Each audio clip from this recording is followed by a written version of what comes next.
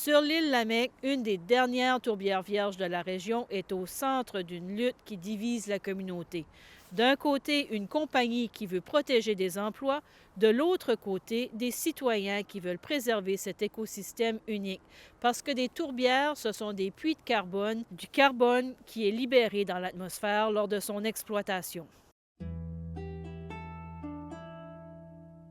Du haut des airs, les images sont frappantes. Le corps de l'île de Lamec est recouvert de tourbes et une dizaine de ces tourbières ont déjà été exploitées par plusieurs compagnies. Les cicatrices de l'exploitation ressemblent à de grands déserts brun foncé. Entre 75 et 80 des tourbières de l'île Lamec ont été exploitées. La majorité de ces tourbières sont sur des terres de la couronne. C'est le cas aussi pour celles de Cap-Bateau.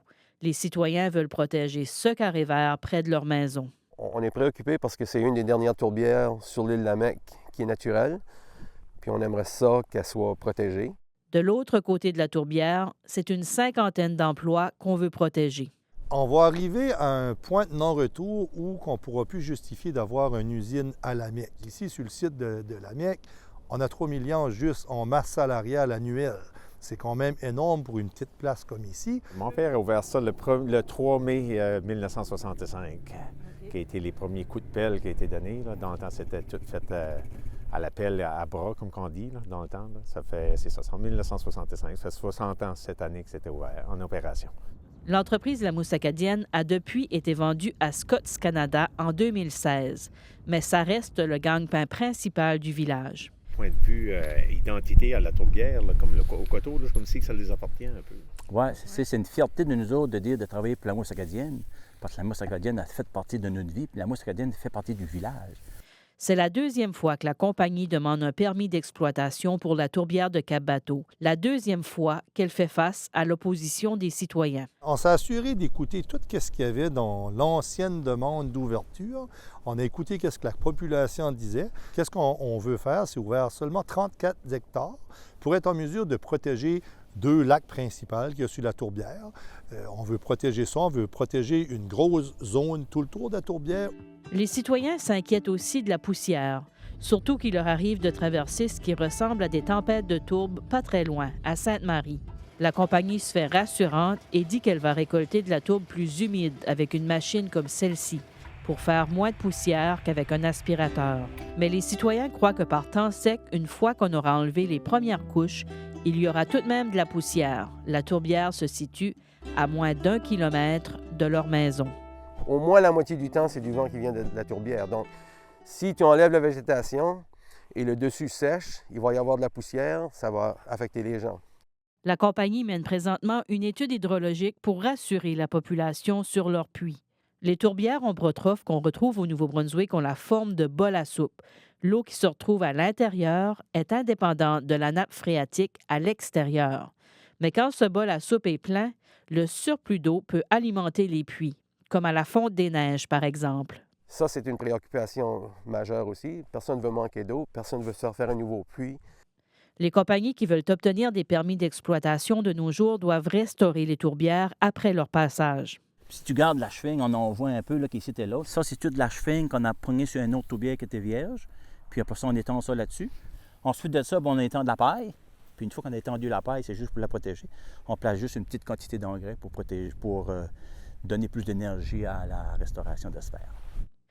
Il y a déjà plusieurs années que Scotts Canada retransplante de la sphaigne. C'est la plante principale qu'on retrouve sur les tourbières de la péninsule acadienne. Il y a des terrains, ça peut prendre 4-5 ans, on a des résultats. Il y a des tourbières, ça peut prendre jusqu'à 10 ans qu'on a des résultats. Mais au bout de 3-4 ans, là, on voit si on a une réussite là, à 100 %. Daniel Ferron et son groupe ne veulent pas voir détruire cette tourbière vierge qui ne pourra jamais, selon lui, revenir à son état naturel, même avec la restauration des compagnies. Moi, j'aimerais ça que mes petits-enfants peuvent voir c'est quoi, à cause que c'est une tourbière sur l'île Lamec qui n'a pas été exploitée. En voici une, ça serait bien de préserver. Une tourbière, c'est un puits de carbone qui est au moins 2 fois la capacité de séquestration de carbone d'une forêt. Effectivement, les tourbières à l'état vierge sont des puits de carbone. Ça, c'est du carbone. 1 mètre carré de tourbière contient 5 fois plus de CO2 qu'1 mètre carré de forêt. Des tonnes et des tonnes de carbone emmagasinées ici sont libérées dans l'atmosphère lorsque les compagnies commencent à drainer le sol pour en faire l'exploitation. Cette partie-là qui les intéresse, c'est la sphène, qui a une capacité, en fait, de retenir l'eau, là, qui est assez, on le voit, là, assez incroyable. Là, okay, et c'est ça qui est utile, on s'en sert, c'est l'or brun de l'industrie parce qu'on peut mettre Gaétan ça, Moreau est incorporer professeur ça à en la terre, écologie et ça à va l'Université aérer de la terre à ce Moncton. moment-là, Il donne raison retenir aux l'eau. opposants. C'est une réserve de CO2 incroyable, ce qui est un gros problème parce qu'actuellement, bien, tout le CO2 qui est ici là, directement sous nos pieds, là, il va être exploité, il va être libéré dans l'atmosphère. Et après ça, pendant qu'on restaure la tourbière, bien, la tourbière va libérer du méthane. Donc, tous les efforts de décarbonisation, l'exploitation des tourbières va carrément à l'encontre de tout ça. Là. En d'autres mots, aujourd'hui, là, on marche sur l'eau. Jean-Yves Daigle étudie les tourbières depuis plus de 40 ans. Il a fondé l'Institut de recherche sur la tourbe à Shippagan. À un moment donné, on s'est passé aux minutes. Il ne faut pas laisser des cicatrices dans l'environnement. Il a travaillé avec l'industrie pour l'aider à réduire son impact sur l'environnement. Il a un autre point de vue. C'est vrai qu'il y a du CO2 qui sort de la tourbière. Il y en a aussi qui sortent d'une tourbière à l'état naturel. Il y en a un peu plus durant les années d'exploitation. Ce n'est pas des différences significatives là, dans le sens que ce n'est pas ça qui va causer un problème de pollution pour contaminer tout l'environnement de la péninsule. Là. Plusieurs universités comme McGill, Laval et Waterloo étudient présentement les gaz à effet de serre qui se dégagent des tourbières. Ils ont même développé des outils de calcul des émissions de carbone spécialement pour les tourbières. Avec cet outil, la compagnie Scotts est en mesure de faire des projections pour les 34 hectares de tourbières qu'elle veut exploiter à Cap-Bateau. C'est 380 tonnes de carbone par année qui va s'échapper du site, l'équivalent de 75 voitures. Les résidents de Cap-Bateau craignent aussi de ne plus jamais voir leur tourbière comme elle est aujourd'hui. Tu ne peux pas remplacer 4000 ans, 5000 ans de tourbière. C'est ça que ça a pris pour faire ceci. Là. En dessous de la couche de sphène, la couche végétale qui recouvre cette tourbière, il y a probablement 4 à 5 mètres de tourbe. En considérant qu'1 millimètre de tourbe prend 1 an à se former, ces calculs sont bons. Pour retourner cette tourbière-ci à l'état initial, si on l'exploite, bien, ça va prendre probablement 5000 ans. Effectivement, on ne pourra jamais revoir les mètres de tourbe, mais plusieurs chercheurs sont catégoriques. Du point de vue écologique, les tourbières se restaurent. La recherche a démontré que les tourbières qui ont été exploitées peuvent être restaurées par une méthode qui a été prouvée scientifiquement. Et après environ 5 ans, tu as 80 de la végétation typique, originale d'une tourbière, qui va s'établir sur ces surfaces-là qui ont été récoltées.